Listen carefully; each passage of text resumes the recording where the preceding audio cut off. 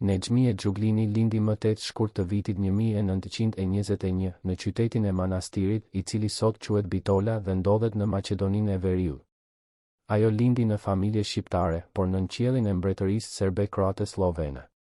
Babai i saj, Tevfik Xhuglini, kishte lidhje me Partinë Fashiste Shqiptare, por kjo e dhënë historike u fshi me kujdes nga biografia zyrtare që shteti i kuq shkroi për të. Kur familja u zhvendos në Tiranë në vitin 1928, Nexhmija u regjistrua në Institutin Pedagogjik Nëna Mbretnesh, shkolla më e mirë për vajzat në Shqipërinë e asaj kohe. Aty, ndërmjet mureve të ngurta dhe ligjëratat e mërzitshme, ajo hasi idetë marksiste. Nuk ishin libra që gjindej lehtë, por ato qarkullonin nën tavolina, i kaloheshin nga dora në dorë me fjalë të ulta, me sy të frikuar. Nexhmija i lexoi me etje. Deri në vitin 1941, kur u formua Partia Komuniste Shqiptare, ajo ishte njëra nga anëtarët themeluese. Enver Hoxhën e takoi po në atë periudhë lufte. Ai ishte 33 vjeç, kishte studiuar në Paris, fliste frëngjisht dhe italian dhe kishte mënyrën e atij që di të vras pa lënë gjurmë. Ata u martuan në vitin 1945 me ceremoni shumë të thjeshtë, pa fustan nusërie, pa darkë të madhe, pa muaj mjalti. Nexhmija do ta rrëfente këtë deri në fund të jetës si provë të pastërtisë së saj revolucionare. Por pastërtia revolucionare nuk e pengoi të banonte në blok. Ky lagje e vogël, e mbrojtur nga rojet e armatosura, e mbyllur për qytetarët e thjeshtë, ishte zemra e fshehtë e regjimit. Ndërsa shqiptarët e zakonshëm jetonin me kuota buke dhe me frikën e denoncimit, anëtarët e byros politike gëzonin vilat me kopsht, makina të importuara nga perëndimi, salcice italiane, vino francez dhe cigarete angleze. Nexhmija kur nuk e pranoi këtë paradoks. Ajo fliste gjithmonë për jetën e saj skromtare, për martesën pa ceremoni, për besnikërinë ndaj idealeve. Dhe ndërkohë, audit e vitit 1991 do të zbuloshin se ajo kishte keq përdorur 750.000 lekë të shtetit, se kishin shpenzuar fonde publike për pajisje luksi, për ushqime të importuara, për kënaqësi që çdo shqiptar tjetër do ta kishte paguar me vite burg. Kur Enveri vdiq më 11 prill të vitit 1985, diçka vdiq edhe në Nexhmijën. Jo trishtimi, sepse ajo ishte i tipit që nuk tregon dhimbje para kamerave. Vdiq bindja që ajo kishte të ardhme të garantuar. Ramiz Alia, njeriu që kishte njohur familjen Hoxha qysh nga lufta, njeriu që mbesa e tij kishte martuar birin e Enverit, ky njeri tani kishte fuqinë e plotë. Dhe Nexhmija e kuptoi menjëherë se kjo fuqi nuk do t'i kalonte asaj. Alia nuk i kishte frikën e Enverit. Ai nuk kishte nevojën për të. Kishte nevojën për distancë. 6 muajt e parë pas vdekjes së Enverit, Nexhmija u përpoq të mbante ndikimin e saj nëpërmjet Frontit Demokratik, organizatës masive të cilës ajo i kryesonte. Por Alia e bëri atë krejtësisht dekorative. Takimet u mbajtën, fjalimet u mbajtën, fotografitë u nxorën, por vendimet u morën gjetk. Kjo ishte faza e parë e tradhtisë. Jo e dukshme, jo e thashethemtur, por plotësisht e qëllimshme. Sali Berisha, mjeku i zemrës që u bë politikani me gojën më të mprehtë të tranzicionit, do ta vinte gishtin mbi plag shumë vonë. Alia e la Nexhmijën të lirë sa i duhej kohë të grumbullonte provat kundër saj. Askush nuk e kishte parë këtë në vitin 1985. Por retrospektivën historike e sheh gjithkush. Megjithatë, jeta e vërtetë e Nexhmijës nuk ishte kur ajo e femrës pasive. Ndërsa Enveri ra i sëmur nga diabeti në vitet e fundit të jetës së tij, ndërkohë që trupi i tij gëlbazonte dhe fuqia e tij kalonte nëpër tuba mjekësor, Nexhmija kishte marrë frenat. Ajo kryesonte mbledhjet, ajo dëgjonte raportet e sigurimit, ajo vendoste kush arrestohej dhe kush falej. Drejtori i sigurimit në atë periudhë, hekuran i saj, do të tregonte shumë vite më vonë se urdhrat vinin shpesh nëpërmjet Nexhmijës, jo drejt për drejt nga Enveri. Isaj vet u burgos pas, por dëshmia e tij mbeti sigur themeli i asaj epoke. Njëra nga arrestimet e fundit të regjimuara para vdekjes së Enverit ishte ajo e Havzi Nelës, shkrimtarit dhe intelektualit të shuar. Nela u kap në vitin 1983 me akuzën e agentit të huaj. Familja e tij u internua. 6 vjet kaloi nëpër kampet e punës. Kur u lirua, pa vite anëtare të familjes kishin vdekur në kushtet mirane të internimit, Nela kur nuk u ankua publikisht. Por kur nuk e harroi kush kishte nënshkruar urdhrin. Nexhmija kur nuk foli për Nelën. as për të tjerët. Ajo fliste për socializmin, për barazin, për arritje. Deri në ditën e vdekjes së saj, më 26 shkurt të vitit 2020, në moshën 99 vjeçare, ajo mbrojti çdo vendim që ishte marrë. Dhe kjo ndoshta është gjëja më e frikshme nga gjithçka. Niveli i dytë. Njeriu që e shiti. Ramiz Alia kishte lindur në Shkodër më 18 tetor të vitit 1925.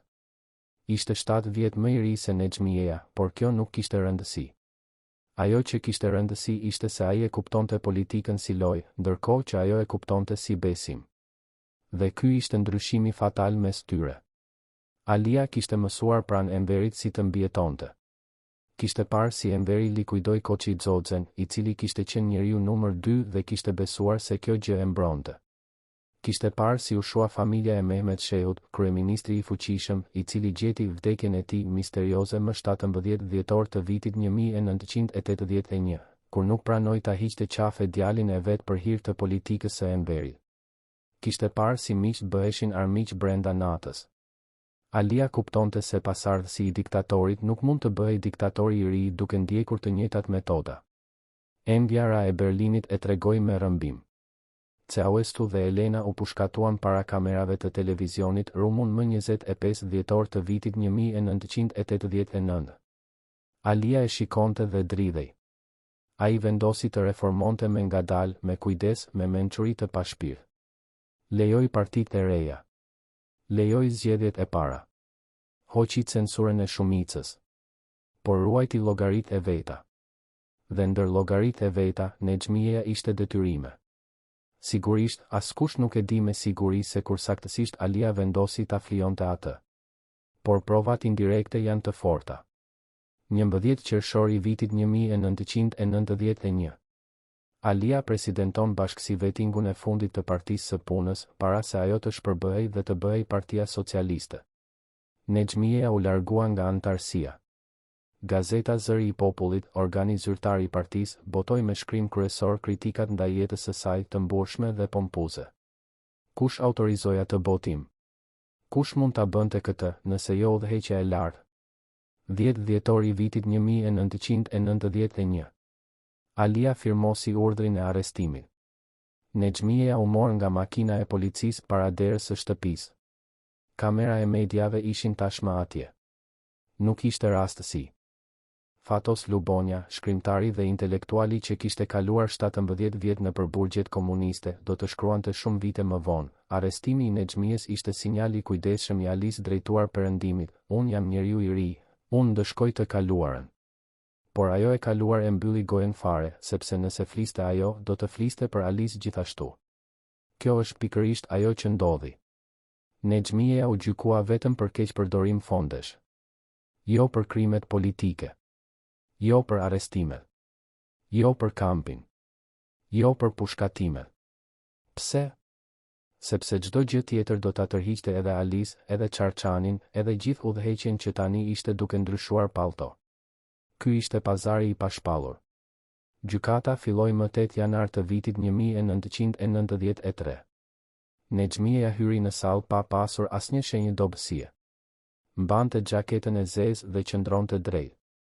2 djemtë dhe vajza e saj u ulën në radhën e dytë, në sallën pa ngroje, ndërkohë që jashtë rreth 200 njerëz bërtiste duke kërkuar drejtësi.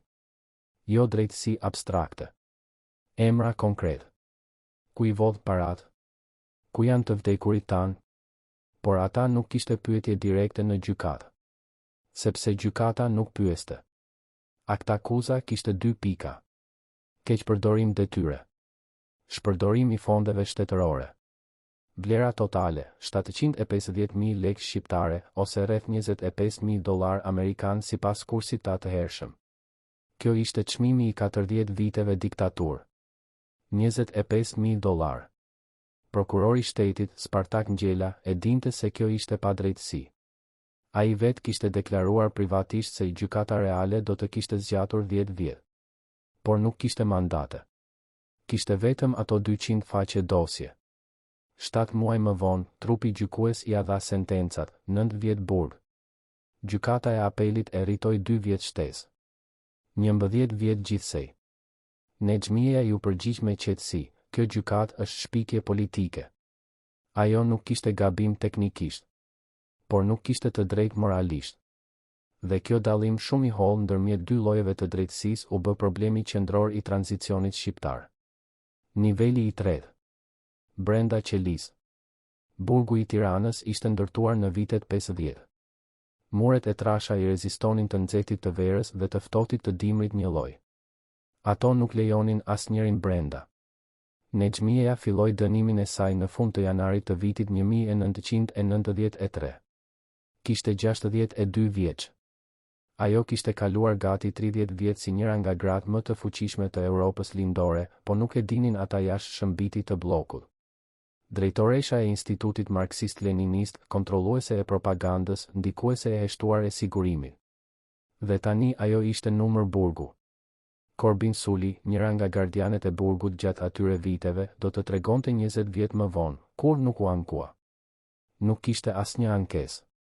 Ajo hante ushimin e bashkë me të tjerët. Lexonte. Shkruante. E urrente vazhdimisht, por nuk e tregonte. Ky detaj ka shumë mundësi të jetë i vërtetë. Nexhmieja gjithë jetën i kishte fshehur emocionet pas maskës ideologjike. Kjo maskë nuk ju hoq as në burg, por diçka tjetër ndodhte brenda. Ajo kishte filluar të shkruaj. Jo ditar, por memoaret. Librin që do të botoj në vitin 1998 pas lirimit me titull Jeta ime me Enverin. Ky libër ishte bloku e fundit i mbrojtjes.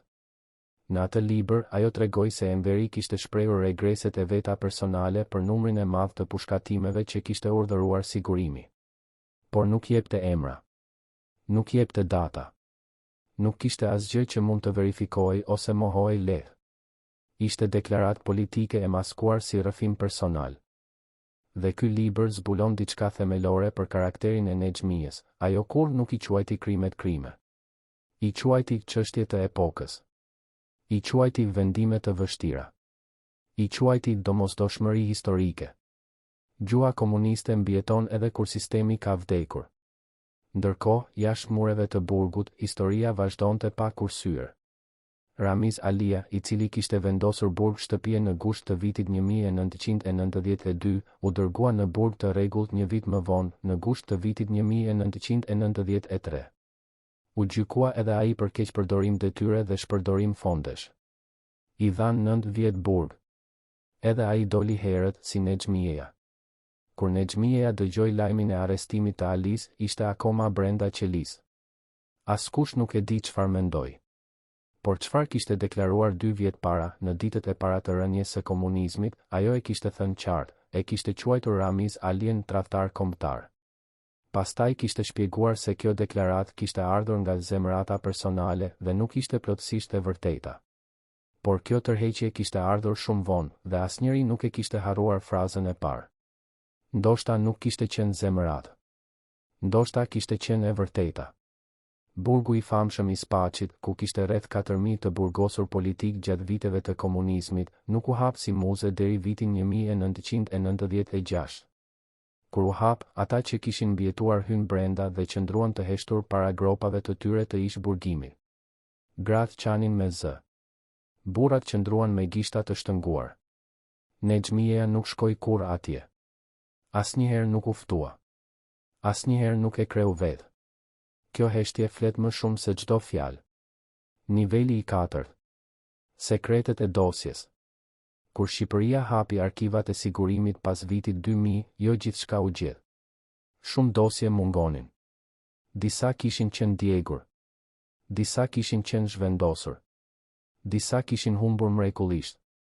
Organizata, autoriteti i dosjeve, autoriteti për informimin mbi dokumentet e ish sigurimit të shtetit, e themeluar me ligjin e vitit 2009, filloi punën e gërmimit. Çfarë gjeti ishte rënqethse, por jo gjithmonë të plotë. Nexhmieja figuronte në mbi 36 dosje operative si personi referues ose personi informues. Nuk si target i spionimit, por si personazh aktiv. Emri i saj shfaqej kryesisht në periudhën pas vitit 1975, kur Enveri u sëmur rënd dhe ajo mori funksione më operative. Ndër dosjet e hapura, njëra kishte emrin kodor Dardha. Kjo dosje mbulonte periudhën nga viti 1980 deri në vitin 1985 dhe trajtonte veprimtarinë e elementeve armiqësor brenda organeve kulturore. Midis personave të sinjalizuar dhe më pas të arrestuar nga dosja Dardha ishin disa shkrimtar, 2 kompozitor dhe 1 piktor. Njëri nga ata ishte Max Velo, arkitekti dhe piktori i shuar shqiptar. Velo ishte arrestuar në vitin 1983 dhe kishte kaluar 10 vjet në përburgje dhe kamp pune. Kur doli nga burgu dhe shikoi dosjen e vet, zbuloi se ndërmjet informatorëve të tij kishte njerëz nga rreth i ngushtë. Koleg, miq, familje. Por ai zbuloi edhe diçka tjetër, njëra nga vërejtjet operative kishte mbi të firmën e Nexhmijes. Jo urdhër, jo vendim, por vërejtje me shkrim dorë, veprimtari dyshim. Ndjek. Velo e botoi këtë zbulim në vitin 2009 në librin e tij Ngjyrat e Lirisë. Dosja ekzistonte. Firma ekzistonte. Por dosja penale kundër Nexhmijes kur nuk u rihav. Pse? Edhe kjo pyetje mbetet e hapur. Drejtësia tranzicionale, siç e quajnë akademikët atë proces të vështirë të ndëshkimit të krimeve të regjimeve totalitare, nuk funksionoi kur plotësisht në Shqipëri. Të gjitha ata të dënuar u liruan brenda pak vitesh. Ramiz Alia doli herët. Nexhmija doli herët. Adil Çarçani, kryeministri i fundit komunist, doli herët. Vite pun kampesh. Mira njerëz të vrarë. 63.000 të internuar. Dhe $25.000 korrupsion u bë peshku i vetëm që rëndonte drejtësia. Max Velo, akoma i gjallë dhe duke pikturuar në Tiranë kur Nexhmija vdiq në vitin 2020, u pyet nga një gazetar nëse ndjeu diçka kur dëgjoi lajmin. Ai heshti për pak sekonda dhe pastaj tha, asgjë. Asgjë nuk ndjeva. Sepse asgjë nuk kishte ndëshkuar. Ky ishte dëshmia më e rëndë e gjitha. Megjithatë, ekzistonte edhe dimri i vitit 1997. Krizat e piramidave, skandali financiar i epokës, shkatërroi kursimet e gjysmës së shqiptarëve. Revoltat e armatosura shpërthan. Albania ishte në prag të luftës civile. Qeveria e Sali Berishës ra. Forcat e OKB-s hyn. Dhe mes kaosit burgjet u hapën. Nexhmija doli nga burgu në janar të vitit 1997. Kishte 66 vjeç. Kameramanët ishin atje. Ajo u prit nga nusja e djalit, Liliana Hoxha. Kishin pamje të qetë, pothuajse banale. 2 gra, njëra e vjetër dhe njëra e re, duke dalë para portës së burgut. Por Liliana do ta kritikonte vjerën e saj publikisht vite më vonë. Tashmë gjithçka ndryshoi, por asgjë nuk u pajtua. Niveli i 5. Çfarë mbeti? Nexhmija jetoi edhe 23 vjet pas lirimit nga burgu. Banoi në një apartament modest, jo larg bllokut ku kishte kaluar dekadat e lavdisë dhe pushtetit. Bloku tashmë nuk ekzistonte si koncept. Kafenet e hapura, dyqanet me vitrina të ndritshme, të rinjt me telefona, muzika perëndimore. Krejt çajo kishte luftuar kundër. Kishte kohë kur njerëzit e njinin rrugëve dhe ktheheshin mbrapa. Kishte kohë kur asnjëri nuk e shikonte. Pas 20 vitesh, shumë shqiptar kishin harruar fare se cila ishte ajo. Ky harrim, mbase, ishte ndëshkimi i vërtetë. Në vitin 1998, ajo botoi memoaret Jeta ime me Enverin. Libri ishte shkruar me gjuhën e revolucionarit të ndjesjeve të forta. Nuk kishte kurfar vetë kritike të vërtetë. Nuk kishte njohje drejt për së drejti të krimeve. Kishte vetëm shpjegimin e historisë nga perspektiva e pushtuesit. Ata që kishin pritur pendim nuk e gjetën. Ata që kishin pritur akuza të reja kundër Alis nuk i gjetën as ato. Ajo kishte kaluar 40 vjet si drejtuese e propagandës, njeriu i besuar me fjalën zyrtare të sistemit. Dhe deri në fund, ajo mbajti mbrojtjen e sistemit si identitetin e saj të fundit. Mirjeta Veshi, sociologja shqiptare që kishte studiuar femrat e regjimeve komuniste ballkanike, e vizitoi Nexhmijen në shtëpi në vitin 2015. Kishte 94 vjeç. Ishte ende e qartë mendërisht, ende e rrept, ende e vendosur. Pyeta nëse kishte ndonjë keqardhje, tregoi Veshi. Ajo heshti. Pastaj tha, keqardhja është luks. Unë bëra çfarë bëra. Historia do ta gjykoj. Kjo ishte e gjitha. Kjo gjykimi i historisë është çështje e hapur. 6.154 njerëz u pushkatuan gjatë diktaturës, sipas statistikave të Institutit të Studimeve të Krimeve Komuniste. 34.000 u burgosën. 63.000 u internuan. Shifra të tëra të shtrira nëpër fshatra, nëpër familje, nëpër gjenerata. Por kush kishte nënshkruar urdhrat? Kush kishte lexuar raportet? Kush kishte autorizuar kampin? Nexhmia kur nuk u gjykua për këto çështje. Ramiz Alia kur nuk u gjykua për të shtëna mbi protestuesit në shkurt të vitit 1991, kur forcat e shtetit I qelluan demonstrantëve. Hekuran Isai, drejtori I sigurimit, u dënua me 5 vjet dhe doli herët. Ngjela, prokurori I famshëm I tranzicionit, shkroi shumë vite më vonë, ne gjykajtëm ata si hajdut, kur kishin qenë kriminal. Kjo ishte zgjedhja politike e kohës. Dhe ne do ta paguajmë edhe sot. Pse kjo zgjedhje? Ndoshta sepse shumë persona me fuqi të re kishin gjithashtu duar të ndotura. Ndoshta sepse sistemi I ri ka nevojë për stabilitet dhe stabiliteti ka nevojë për amnezi selektive. Ndoshta sepse të vdekurit nuk votojnë. Ekziston një moment I fundit nga jeta e Nexhmijes që historianët citojnë shpesh. Ishte vjeshta e vitit 2019, 6 muaj para vdekjes së saj. Dituria e gazetarit Artan Hoxha, I cili nuk kishte lidhje familjare, e vizitoi për intervistën e fundit të madhe. Ajo I tha, nuk pendohem. Nuk mund të pendohem për diçka që besoja që e vërteta. Kjo është fjalia e fundit e kuptim plot. Jo mohim. Jo arsyetim. Por besim. Besim I palvishëm edhe pas gjithçkaje. Edhe pas burgut. Edhe pas braktisjes nga Alia. Edhe pas shikimit të çdo gjëje rreth saj duke shembur. Dhe ky besim I palvishëm është ndoshta gjëja e vetme e vërtet në gjithë historinë e saj. Çdo gjë tjetër ishte lojë, fuqia, politika, predikimet e barazis nga gruaja e diktatorit, tradhja e Alis, gjykata me mask, korrupsioni kur pas mbresët e vrasa, çlirimi I parakohshëm mes kaosit të piramidave. Por besimi ishte I vërtetë. Dhe kjo e bën gjithçka edhe më tragjike. Sepse kur fillon dikush nga besimi I sinqert dhe mbaron duke ndërtuar kampet, atëherë pyetja për ne nuk është vetëm cila ishte ajo, por çfarë bën besimi me njerëzit? Dhe kjo pyetje nuk ka kufi kohore. 10 korriku I vitit 1994, rreth 2 vjet pas gjykimit të Nexhmijes, Ramiz Alia u dënua me 9 vjet burg. Ai kishte dalë fillimisht nën arrest shtëpie, pastaj ishte rikthyer në burg. Doli I lirë pas pak vitesh.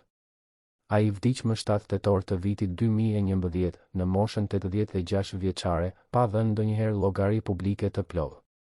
Nexhmia vdiq 6 vjet e gjysmë pas tij, më 26 shkurt të vitit 2020, në moshën 99 vjeçare.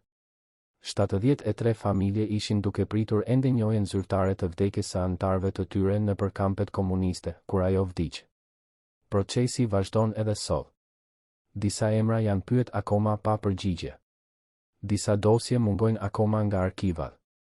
Disa familje kanë mbatur akoma pyetje pa përgjigje mbi kthimin e eshtrave të dashurve. Trupi I Nexhmijes u varros pa ceremoni shtetërore. 25 vet ishin atje. Ndër të tjerë bijtë e saj. Historia nuk preti. Vazhdon pa to. Por ata 63.000 persona të internuar, ata 34.000 të burgosur, ato 6.000 familje me të vdekur të papaguar, ata vazhdojnë të jetojnë nëpërmjet nipërve dhe mbesave të tyre, nëpërmjet kujtesave të trashëguara, nëpërmjet pyetjeve të ngritura çdo herë kur dikush pyet, pse nuk u ndëshkuan? Dhe kjo pyetje, duke kumbuar nëpër dhoma të gjykatave boshe dhe arkiva me boshllëqe, nuk pret para se kush do të vdes. Faleminderit që ndoqët deri në fund të këtij udhëtimi. Nëse video ju la diçka për të menduar, lini një like dhe abonohuni. Nëpërmjet Telegramit do të gjeni njoftimet e videove të reja. Dhe nëpërmjet 2 kartelave të sugjeruara mund të shikoni videot e tjera nga kanali. Shtesë e gjerë, niveli I parë I zgjeruar. Por të kthehemi që nga fillimi, sepse shumë gjëra të rëndësishme u thanë shpejt. Historia e Nexhmijes fillon jo me arrestimin, jo me gjykatën, por me mëngjesin e 28 nëntorit të vitit 1944, kur forcat partizane hynë në Tiranë dhe Shqipëria u bë, sipas hershme fjalës, e lirë. Tiranë ishte qytet i vogël atëherë. Rreth 20.000 banor. Rrugët e pashtruara, ndërtesat kryesisht të periudhës osmane dhe italiane. Piazza Roma e Italisë fashiste ndryshoi emrin menjëherë. Statuja e Skënderbeut u bë qendër e re e simbolizmit kombëtar. Nexhmieja kishte 23 vjeç. E re, e bindur, e vendosur. Kishte kaluar 3 vjet si partizane, kishte luftuar me armë, kishte bartur mesazhe sekrete, kishte ndihmuar themelimin e organizatave komuniste nëpër qytete. Kur Enveri u bë kryeministër, ajo nuk u bë vetëm gruaja e tij. U bë bashkëpunëtorja e tij. Ky dallim ishte thelbësor.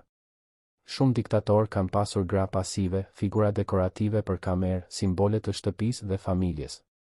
Nexhmieja refuzoi këtë rol. Ajo zinte poste reale. Kryetare e lidhjes gratë antifashiste shqiptare prej vitit 1946 deri në vitin 1952. Drejtoresha e Institutit të Studimeve Marksiste-Leniniste prej vitit 1966. Anëtare e Komitetit Qendror. Anëtare e Frontit Demokratik. Çdo titull ishte real. Çdo detyrë kishte pasoja. Instituti Marksist-Leninist nuk ishte simbol. Ishte aparati ideologjik i shtetit.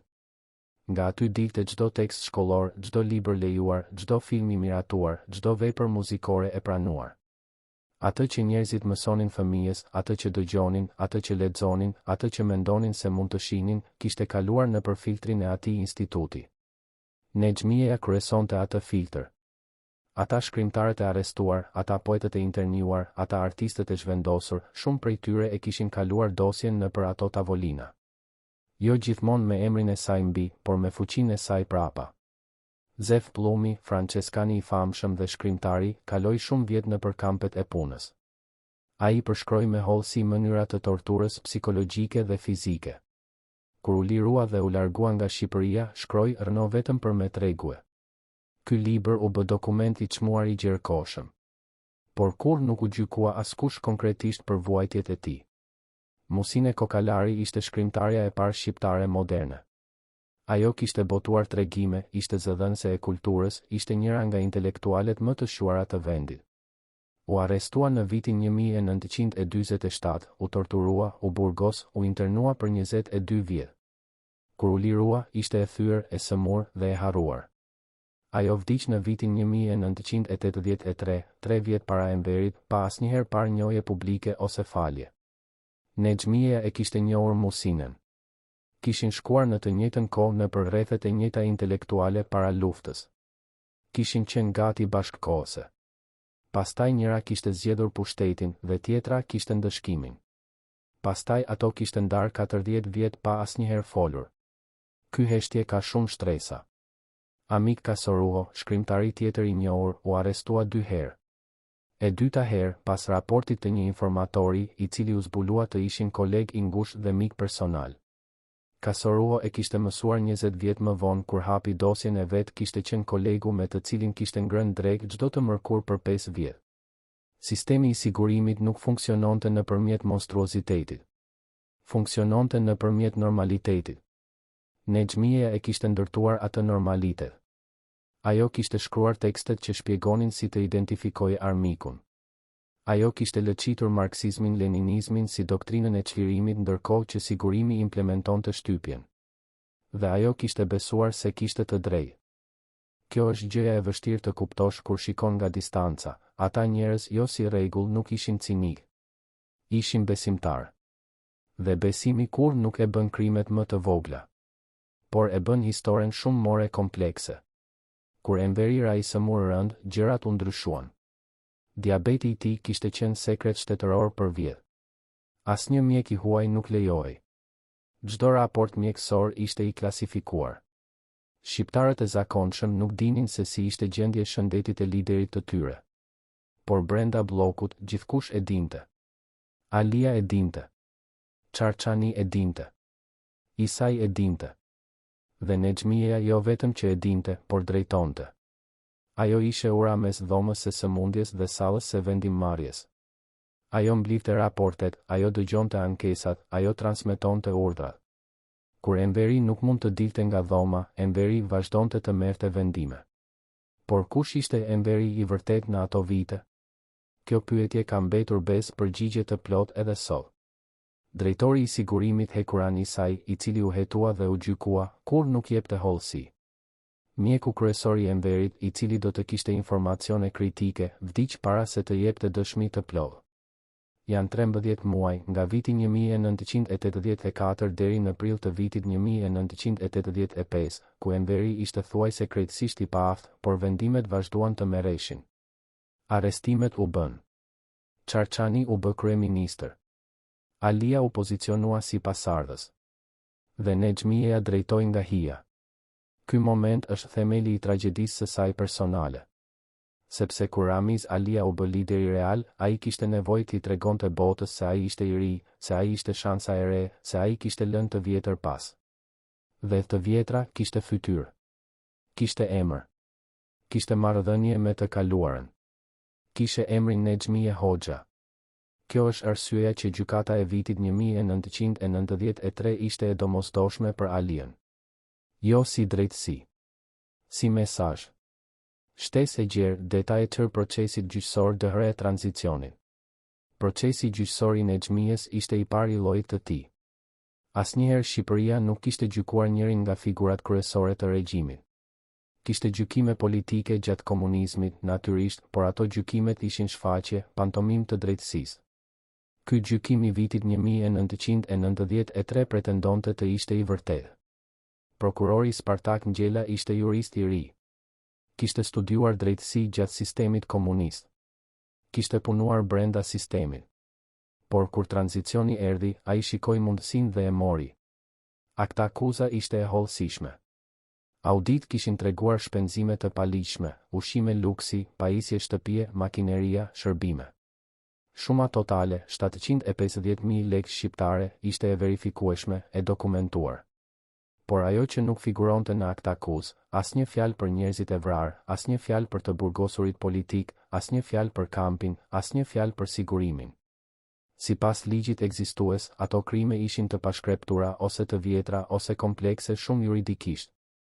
Sipas realitetit politik, ato krime kishin implikuar edhe njerëz të tjerë që tani ishin në koalicion qeverisës.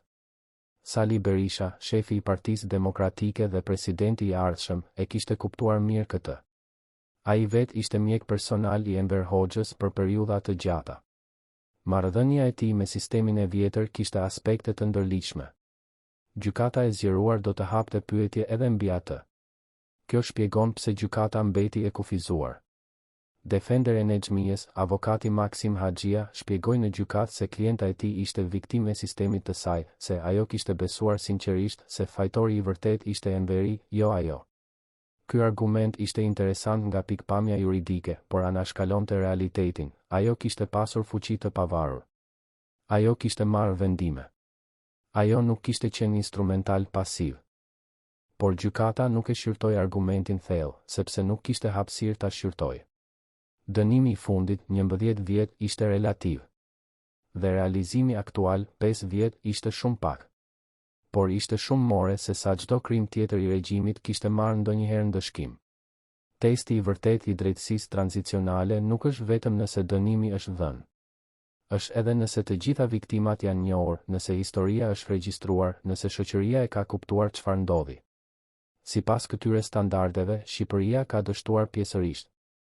Instituti i studimeve të krimeve komuniste, i themeluar relativisht vonë, ka punuar për regjistrimin e krimeve.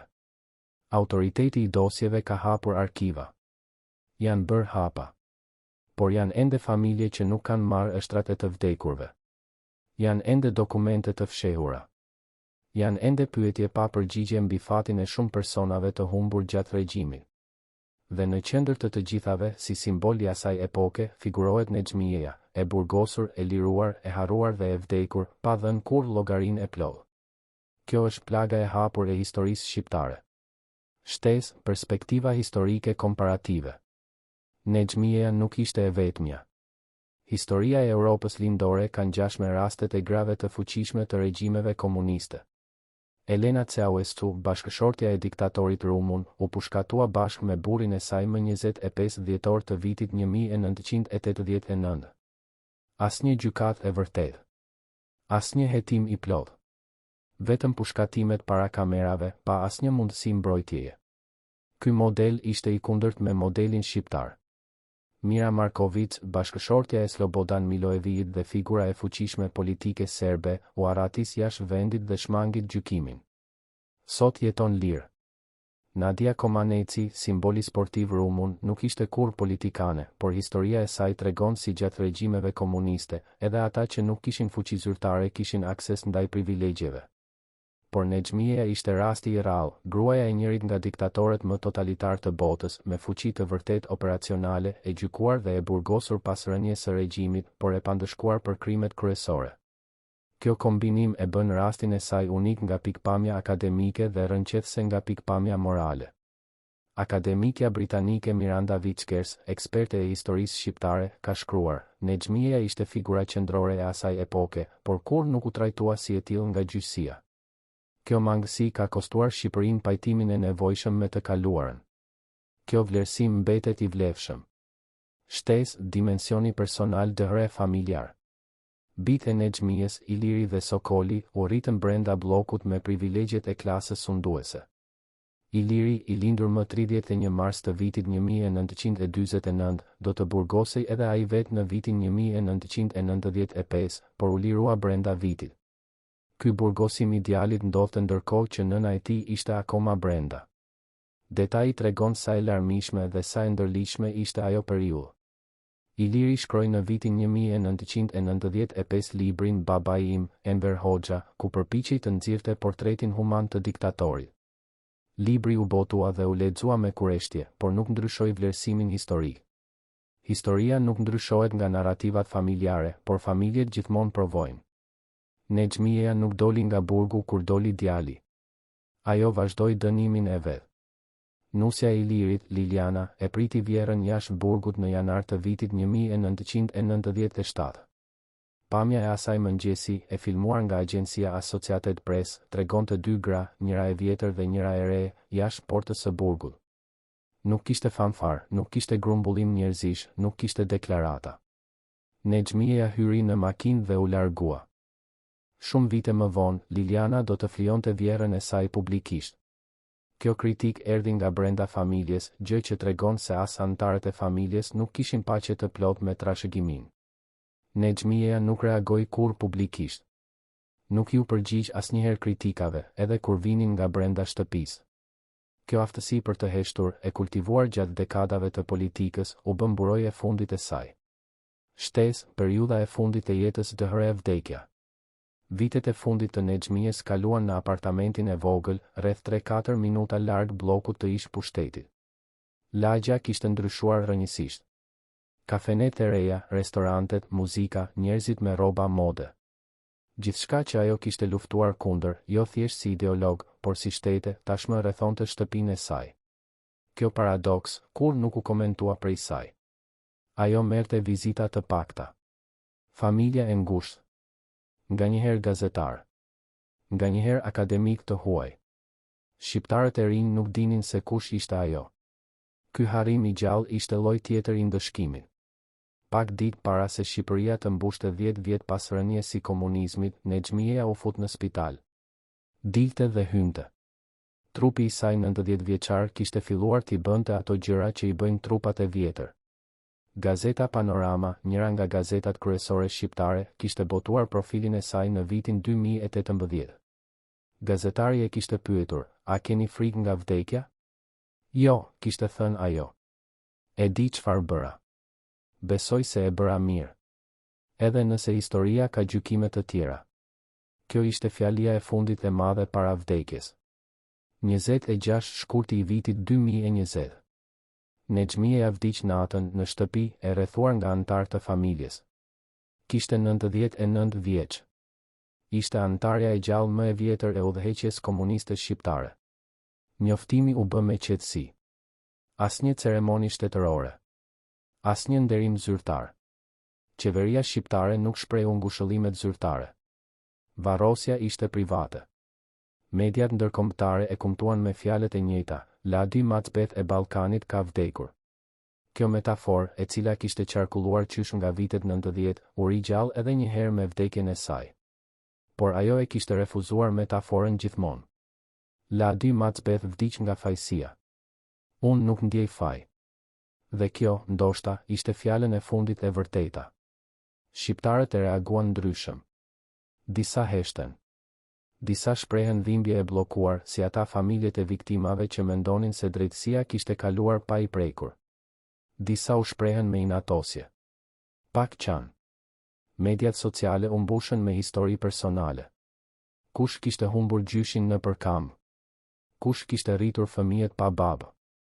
Kush kishte mbajtur sekret familjar për dekada, sepse shfaqja e dhimbjes mund të interpretohej si armiqësi ndaj shtetit. Këto histori janë rëndësi sa gjëja kryesore.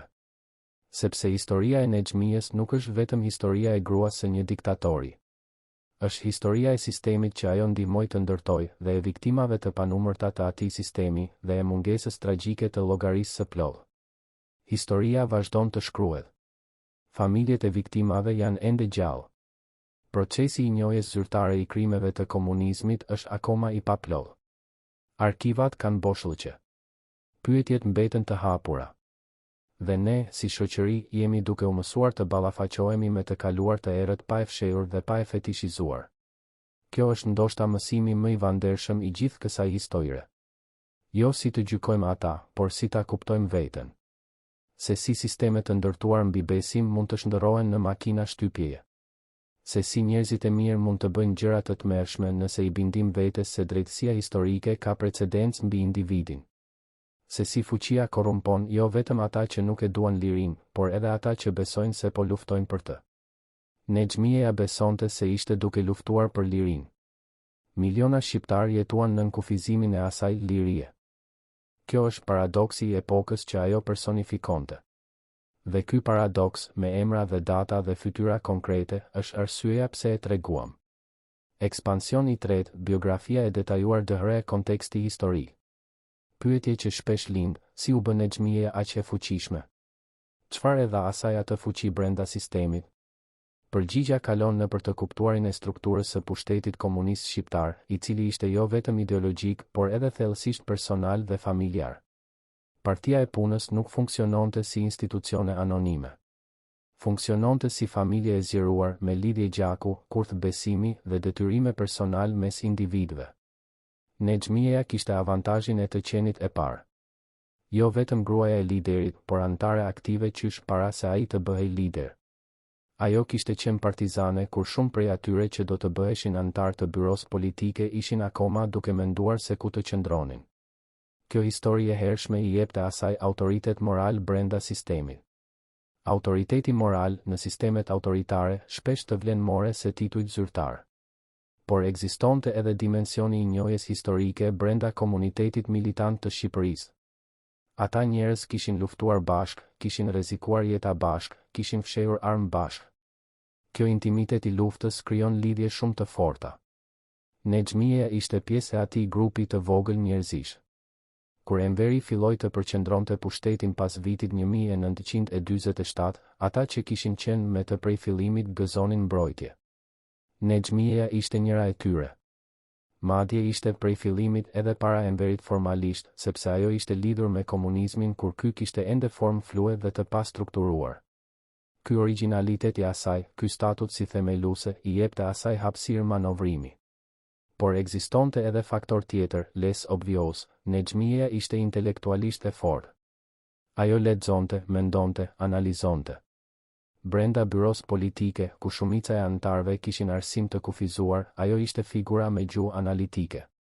Kjo bënte që edhe ata që nuk e donin ta dëgjonin. Instituti Marksist-Leninist që ajo drejtoi nga viti 1966, kishte mbi 100 punonjës intelektual. Ata shkruanin tekstet shkollore, prodhonin materialet ideologjike, analizonin çdo vepër artistike. Nexhmija kishte kontrollin mbi mendjen e brezit të ri. Dhe kjo është fuqia e vërtet, mos kontrollo trupat, por kontrollo mendjet. Kur Enveri i ra sëmundjes dhe nuk mund të merrej drejt për së drejti me punët e kulturës dhe ideologjisë, Nexhmija i mbante ato fije. Ata shkrimtarët e arrestuar, ata artistët e shmangur, ishin produktet e atij filtrimi të cilin ajo drejtonte. Por pati edhe raste kur ajo shpëtoi. Jo shumë, por pati. akademik dhe artist që kishin gabuar por ishin shpëtuar nga ndërhyrja e saj personale. Kjo e bënte figurën e saj edhe more komplekse, nuk ishte thjesht monster. Ishte sistem. Dhe sistemet janë gjithmonë shumë more të frikshme se individët. Rreth vitit 1982, Nexhmieja filloi të marrë role edhe more operative. Hekurani i saj, drejtori i sigurimit, kishte raportuar drejt për së drejti tek ajo për periudha të gjata kur Enveri ishte i papërgjegjshëm. Kjo informacion doli gradualst në përdëshmi të mbledhura pas rënies së komunizmit. Ndër dokumentet e gjendura në arkivat e sigurimit ka urdhra operative të nënshkruar vetëm me iniciale NH, duke dëftuar se firma e Nexhmies ishte e pranishme edhe në nivelin operacional, jo vetëm ideologjik. Por ky dokumentacion mbeti i pashqyrtuar nga gjykata penale. Pse? Sepse gjykata kishte mandat vetëm për korrupsionin financiar. Ato dokumente do të kishin zgjeruar procesin në dimensione politike dhe penale shumë more komplekse. Do të kishin implikuar edhe njerëz të tjerë. Do të kishin ndezur debate mbi natyrën e gjithë tranzicionit. Politikanët e vitit 1993 nuk dëshironin atë debat. Kjo zgjedhje, politike dhe jo juridike, ka lënë plagë. Ekspansioni 4, konteksti i gjerë shqiptar dëhëre europian. Shqipëria e vitit 1990 ishte rast unik në Europën lindore. Ndërkohë që Polonia kishte solidariteti, ndërkohë që Hungaria kishte tranzicion të negociuar, ndërkohë që Çekoslovakia kishte revolucionin Kadifeje, Shqipëria kishte diçka tjetër, kaos i plodh. Regjimi i Enverit kishte izoluar vendin deri në nivele të paparashikuara. Ndalimet e udhëtimit ishin absolute. Kontaktet me botën e jashtme ishin minimale. Interneti nuk ekzistonte, natyrisht, por as televizoret e huaj, as muzika e huaj, as librat e huaj. Letërkëmbimi i jashtëm monitorohej. Kur muri i Berlinit ra në nëntor të vitit 1989, shumë shqiptar e dëgjuan lajmin nëpërmjet radios sekrete. BBC Albanian Service ishte kanal i dëgjuar fshehurazi. Të kapur duke dëgjuar mund të arrestoheshe. Alia kuptoi se regjimi do të binte. Pyetja ishte si ta kontrollonte rënien. Nexhmieja nuk pranoi kurrë se regjimi do të binte. Kjo ishte ndryshimi tjetër fundamental mes tyre. Alia negocioi. Nexhmieja refuzoi të negocioj. Kur protesta e parë studentore u shpërthan në dhjetor të vitit 1990, ato protestues nuk dinin saktësisht çfarë po bënin. Ishin të rinj, me energji, me dëshirë ndryshimi. Por kishin lindur brenda sistemit. Nuk kishin model alternativ. Nexhmieja shikonte protestat nga dritarjet e vilës. E dinte se çfarë do të thotë kjo skenë, e kishte parë të njëjtën skenë nëpër librat e historisë. Kapitullimi i regjimeve zakonisht fillon ashtu. Ajo i kërkoi Alis të ndërhyjë me forcë. Ai e refuzoi. Jo nga njerëzllëku, por nga llogaritja politike. Kishin parë se çfarë i ndodhi Ceaușescut kur ndërhyri me forcë. Ky konflikt i fshehtë mes Nexhmies dhe Alis gjatë atyre muajve kritik të dimrit dhe pranverës së vitit 1991 u tregua ndoshta nganjëherë nëpërmjet fjalëve. Por kryesisht u zhvillua nëpërmjet heshtjes. Mbledhje ku njëri fliste dhe tjetri nuk bien dakord. Vendime që shkoheshin pa u konsultuar me tjetrin. Kur Nexhmieja deklaroi Alin tradhtar kombëtar pas vitit 1991, ajo po shprehte jo vetëm zemëratën, por edhe logjikën e saj. Ai kishte tradhtuar sistemin duke mos luftuar për ta mbrojtur. Por ky qëndrim mund ta lexosh edhe ndryshe. Ajo po thoshte se e kishte parë si Alia e themelonte rrugën e tij personal duke sakrifikuar sistemin. Dhe duke sakrifikuar atë. Ndoshta ky lexim është i saktë. Alia doli nga kriza me statusin e reformatorit. Ata që kishin besuar se ai ndryshoi sepse e kishte bindur vetes se demokracia ishte e drejtë nuk dinin shumë mbi karakterin e tij. Ai ndryshoi sepse ishte mënyra e vetme mbijetese. Nexhmieja, e burgosur dhe e dënuar, kishte shërbyer si sakrificë e nevojshme për rikonstruksionin e imazhit të tij. Dhe ky është, ndoshta, tradhtia e vërtetë, jo ideologjike, por personale. Ai e shiti jo sepse besonte se duhej ndëshkuar. E shiti sepse kishte nevojë të vetë prezantohej si i ri. Dhe ajo, e cila kishte besuar gjithmonë se sistemi ishte familje, zbuloi se familja e kishte hedhur. Ekspansion i pestë, vizioni i shoqërisë shqiptare dhe impakti kulturor. Vdekja e Nexhmijes nxiti debate intensive nëpërmjet mediave sociale shqiptare, madje edhe brenda diasporës. Ata shqiptarë që jetonin jashtë vendit, kryesisht në Itali, Greqi, Mbretëri të Bashkuar dhe Shtetet e Bashkuara, kishin perspektiva të ndryshme. Shumë kishin familje që kishin vuajtur nën regjim. Shumë ishin rritur duke dëgjuar histori të etërve ose gjyshërive të internuar. Por kishte edhe ata të tjerë, kryesisht brezit të ri, që nuk e kishin njohur regjimin personalisht dhe shuheshin se shtypja ishte çështje e largëte dhe abstraktes. Ky hendek brezëror në memorie kolektive është problem real. Megjithatë, vdekja e Nexhmijes prishi atë abstraktësi. Ajo ishte personi real. Me fytyrë, me histori, me vendime konkrete. Dhe vdekja e saj e bëri historinë pranotë. Rezarta Shahu, studiuesja e memorisë kolektive shqiptare, ka shkruar se shoqëri pas totalitarizmit kanë nevojë për momente konkrete, personazhe me emra, ngjarje të deshifrueshme për të procesuar traumën kolektive. Nexhmija kishte qenë njëri nga ato personazhe. Por problemi mbeti se ajo kur nuk pranoi rolin e saj të plotë. Regjimi shqiptar kishte krijuar njerëz të një lloji të caktuar, njerëz që kishin mësuar të mos tregonin emocion, të mos shprehnin dyshim, të ndaheshin emocionalisht nga veprimet e tyre. Nexhmija ishte produkt i përsosmërisë të atij modeli. Ajo mund të kishte qenë e dhimbshme brenda. Nuk e dim. Por jashtë, ajo ishte more. Kjo lloj mburoje psikologjike, që psikologët e quajnë disonancë kognitive rezistente, i mundëson njerëzve të bëjnë gjëra të tmerrshme dhe të vazhdojnë të besojnë se janë të mirë. Nexhmija e kishte ndërtuar atë mure hershim gjatë viteve të luftës dhe të ndërtimit të shtetit, dhe ajo mure nuk u rrëzua kurrë, as nga burgu, as nga mosha. Kjo e bën historinë e saj shumë të frikshme, jo sepse ajo ishte morale, por sepse ajo ishte normale. Njerëzit normal, me besime normale, sipas kontekstit të tyre, me motive normale, mund të ndërtojnë makina represioni. Dhe kjo ndoshta është mësimi i vërtetë. Jo, mos bëj si Nexhmija, por kuptoj si Nexhmija e justifikoi veten, sepse ajo justifikim, ajo logjik, është e mundshme të gjithkush. Ekspansion i 6, trashëgimia dëhre e ardhmja. Shqipëria sot është antare e NATO-s, ka nënshkruar marrëveshjen e kandidaturës për antarësim në Bashkimin Evropian. Ekonomia është rritur, por pabarazit mbeten të thella. Tirana është qytet kozmopolit me kafene dhe galeritë art moderne. Bloku, aty ku dikur rojet e armatosura ndalon ju, tani ka kafenet e moda të quajtura me emra si Komuna ose Manifest, si ironi postmoderne. Villas e ish liderëve komunist janë kthyer ose në muze ose janë gjysmë braktisur. Vila e Enverit, e cila ishte shtëpia e Nexhmijes edhe pas vdekjes së tij, tani vizitorët mund ta shohin nga jashtë. Historia ka mënyrën e vet të ironizimit. Por nën sipërfaqen e modernitetit, gjurmët e asaj epoke janë të thella. Studimet tregojnë se fëmijët e familjeve të internuara kanë nivel more të lartë të problemeve psikologjike dhe ekonomike edhe tani. Efekti brezëror i traumës kolektive është real. Procesi i drejtësisë tranzicionale, i quajtur shpesh lustration në Europën lindore, nuk u aplikua plotësisht në Shqipëri. Shumë ish zyrtar komunist vazhduan të punojnë në sistemin e ri.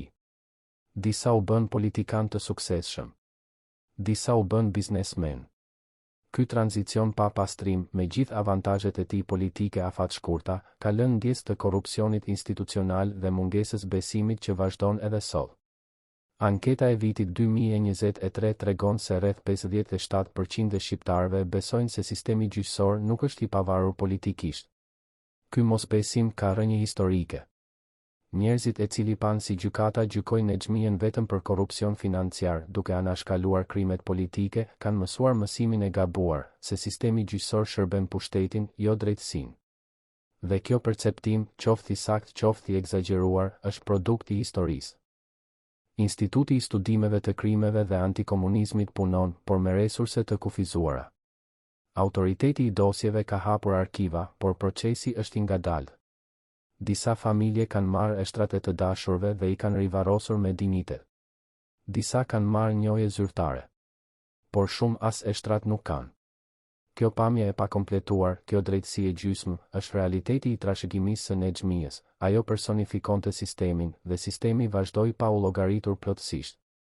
Historia e Nexhmijes është historia e Shqipërisë. Dhe historia e Shqipërisë është historia e çdo shoqërie që duhet të ballafaqohet me të kaluar të errët. Çfarë zgjedhim të kujtojmë? Çfarë zgjedhim të harrojmë? Si e ndërtojmë të ardhmen mbi themelalet e dëmtuara të kaluarës? Nexhmija u varros pa ceremoni shtetërore. 25 persona ishin aty.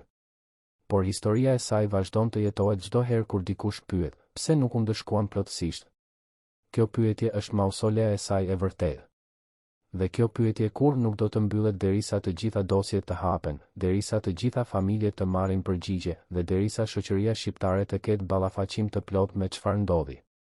Jo si ndëshkim, por si njohje. Sepse njohja e vërtetë e historisë është mburoja e vetme kundër përsëritjes së saj. Dhe kjo, ndoshta, është mesazhi i fundit i kësaj histori, mos harroni. Por kuptoni. Sepse dy gjëra janë krejtësisht të ndryshme. Ekspansion i 7, detaje të reja dëhre kontekste shtesë. Para se të mbyllim këtë udhëtim, duhet të kthehemi te disa momente specifike që janë shpesh të anashkaluara. Korriku i vitit 1992. Ramiz Alia, akoma president, nënshkroi dekrete që shpallnin fillimin e hetimet ndaj ish liderëve komunistë. Ndërmjet emrave ishte edhe Nexhmije Hoxha. Por Alia nuk e nënshkroi dekretin e arrestimit atë muaj. Ai priti edhe 6 muaj. Pse kjo vonesë? Disa analistë thonë se ai po priste rezultatin e zgjedhjeve lokale. Disa thonë se po negocionte kushtet politike. Disa thonë se po grumbullonte prova. Ndoshta të gjitha janë të vërteta njëkohësisht. Por ajo vonesë i jepte Nexhmijes kohë. Çfarë bëri ajo me atë kohë? Nuk ja shkatërroi dokumentet, sepse auditet i gjetën. Nuk largohej jashtë vendit, sepse kishte 91 vjeç dhe nuk e kishte mendjen atje. Nuk kontaktoi avokatin, sepse avokatura si profesion i pavarur praktikisht nuk ekzistonte akoma. Ajo priti. E qetë. E vendosur. Kjo mënyrë pritjeje tregon diçka, ajo nuk e kuptonte fare se si funksiononte sistemi i ri.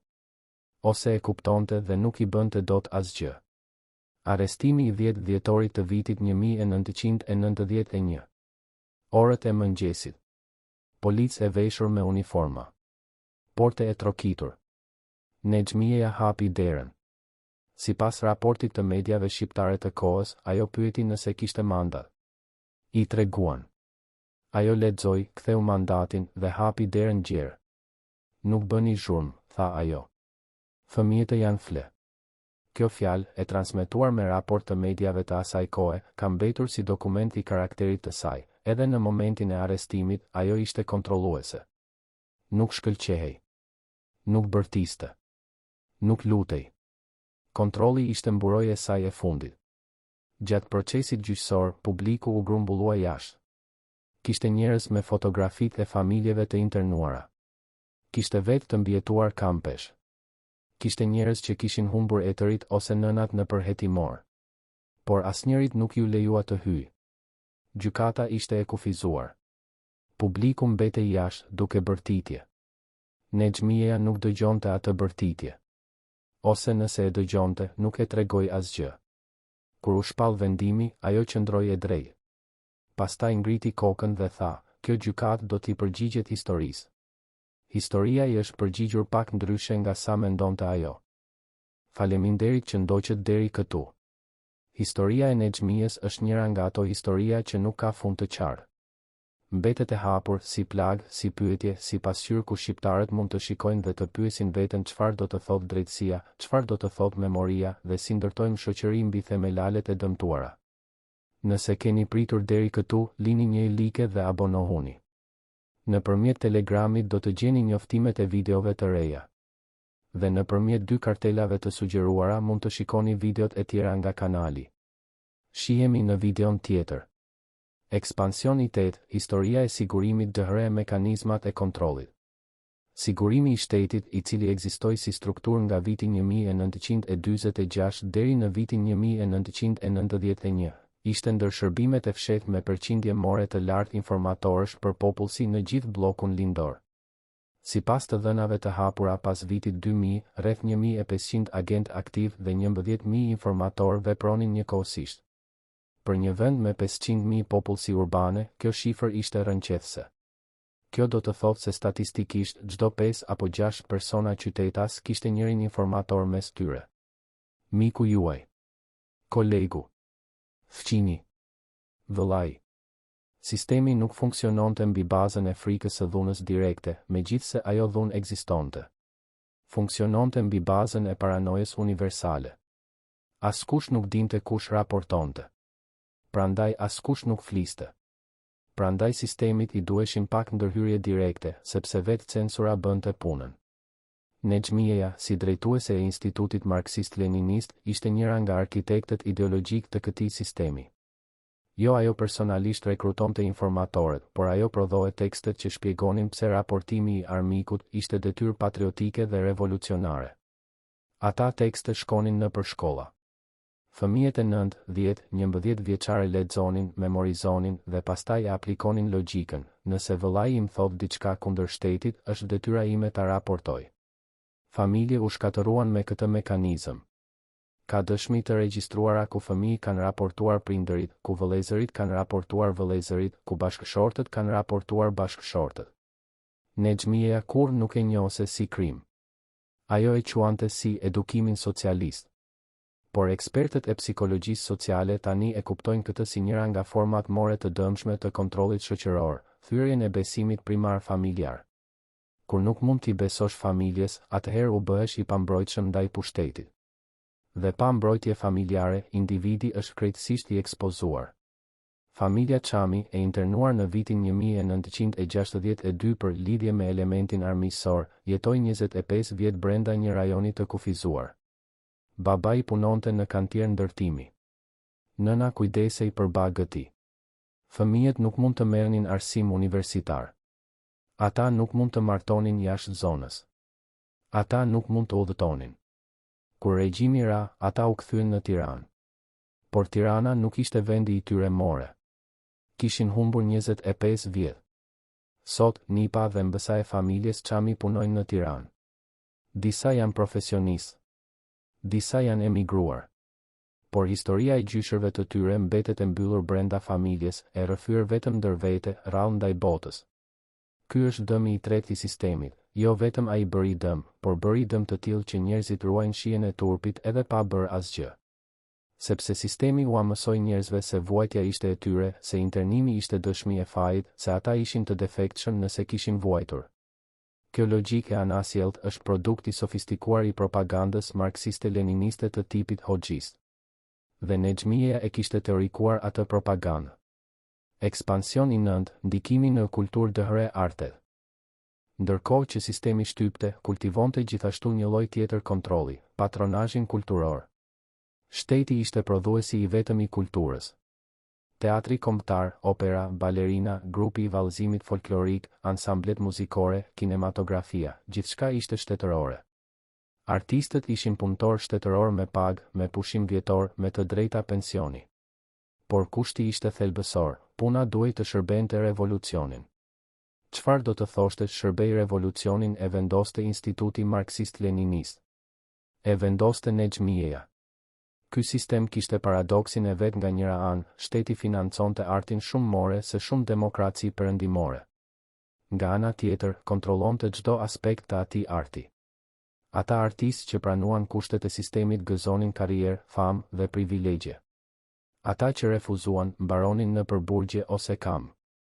Rreth vitit 1973, regjimi zbuloi se disa artistë kishin influencë perëndimore në punën e tyre, specifike influencën e jazz dhe rock. Kjo influencë e rëndshme armiqësore u bë objekt fushate të madhe. Dhjetëra artistë u qortuan, u ndaluan, u internuan. Grupi I vallëzimit folklorik Shota Azem Galica u bë modeli ideal, vallëzim tradicional shqiptar, I pastër nga influencat e huaja. Nexhmieja e kishte miratuar personalisht repertorin e tyre. Por jeta kulturore nuk ishte kurrë plotësisht e kontrollueshme. Njerëzit gjenin mënyra. Librat e ndaluar qarkullonin.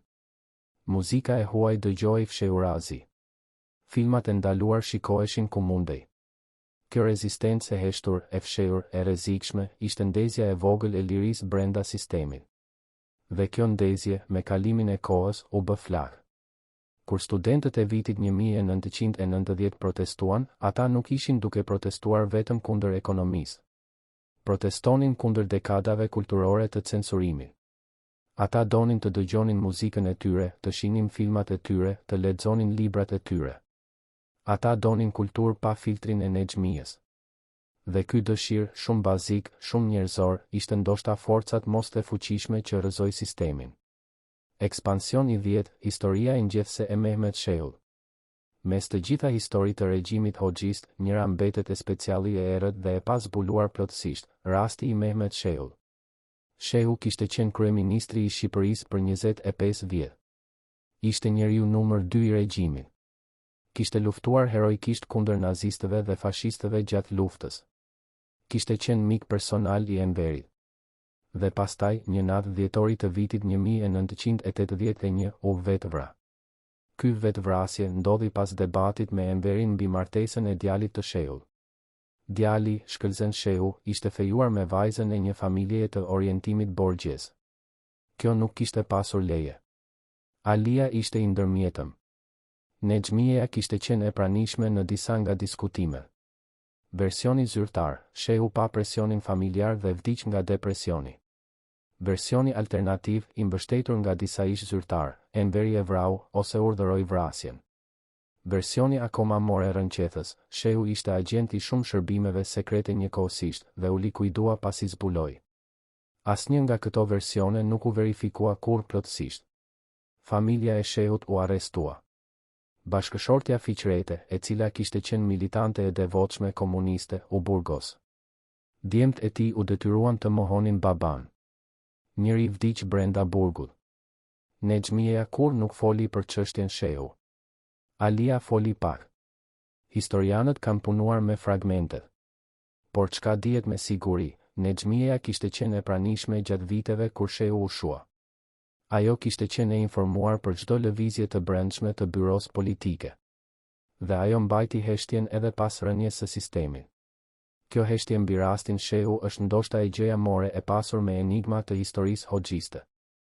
Sepse nëse Shehu u vra, atëherë kemi krim të vrasjes plotësisht jashtë çdo lloj procesi gjyqësor. Dhe nëse Nexhmija dinte, atëherë ky krim kishte bashkëpunëtor. Por nuk do ta dim kurrë plotësisht, ndoshta. Dosja Shehu mbetet e pashqyrtuar plotësisht.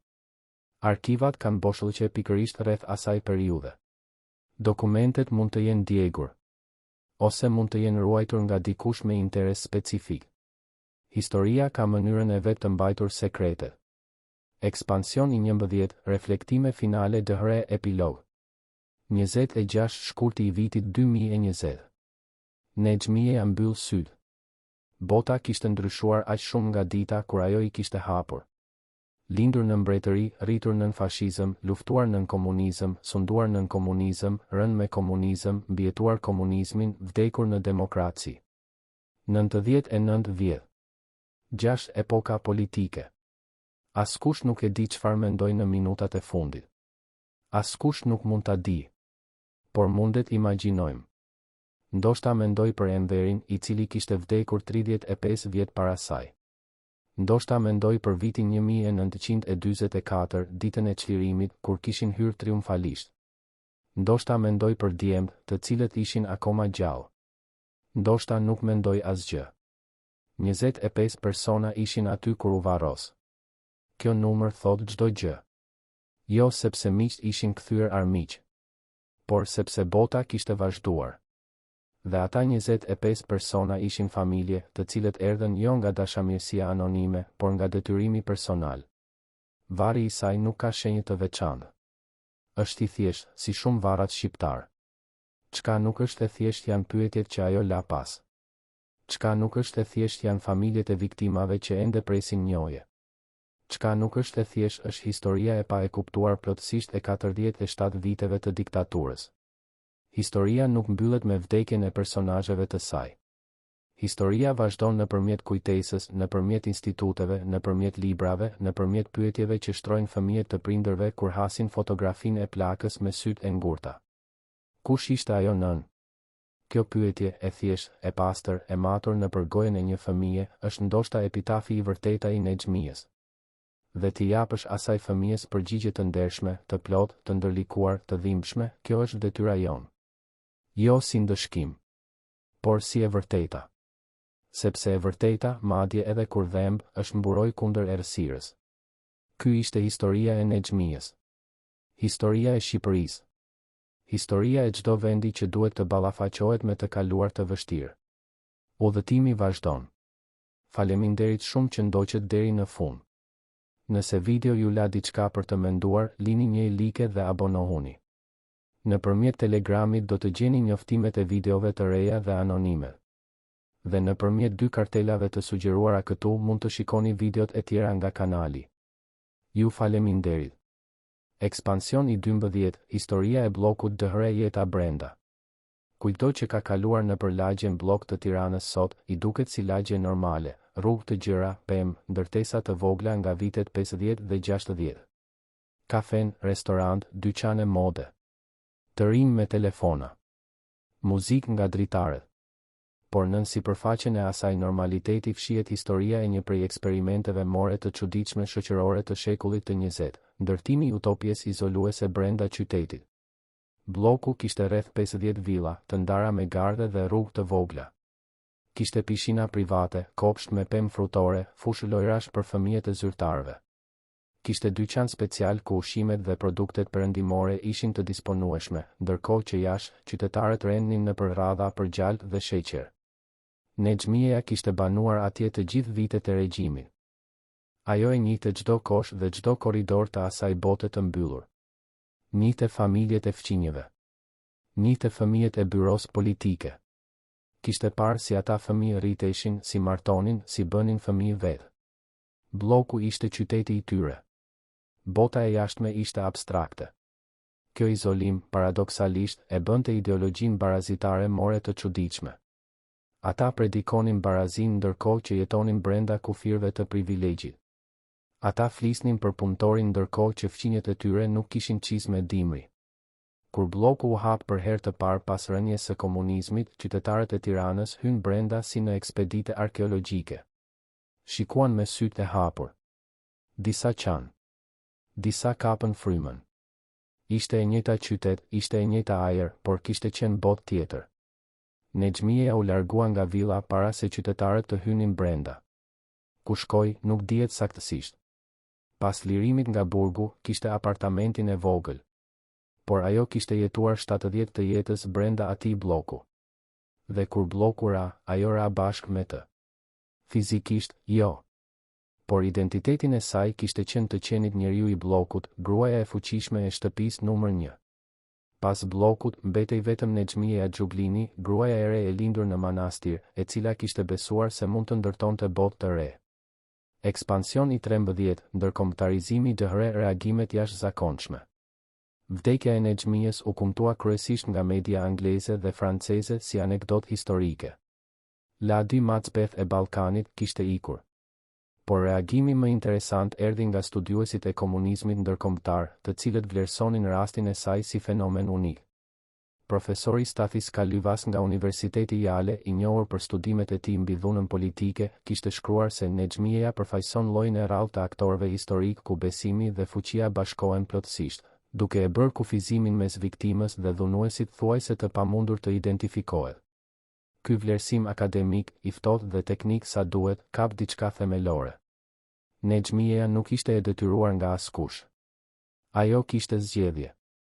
Kishte edhe antar të byros politike që kishin refuzuar urdhra specifike dhe kishin paguar çmimin. Ata ekzistonin. Por ajo nuk refuzoi kurrë. Kjo e bën figurën e saj tragjikomike, njeriu me besim të fortë dhe me fuqi të madhe, të cilat bashkë prodhuan ndikimin e pamatshëm të shtypjes. Ndërkohë, diaspora shqiptare reagoi diferencualisht. Komuniteti shqiptar i New Yorkut, ku jetojnë rreth 20.000 shqiptar, kishte media sociale të mbushura me debate. Disa thoshin, mund të ndjehesh mirë. Drejtësia u bë. Të tjerë thoshin, drejtësia nuk u bë kurrë. Ajo vdiq e lirë kur duhej të kishte vdekur brenda burgut. Disa të tjerë, kryesisht të rinj, thoshin, kush ishte ajo saktësisht?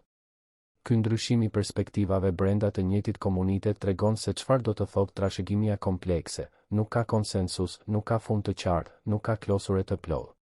Historia mbetet e hapur. Dhe ndoshta duhet mbetur e hapur.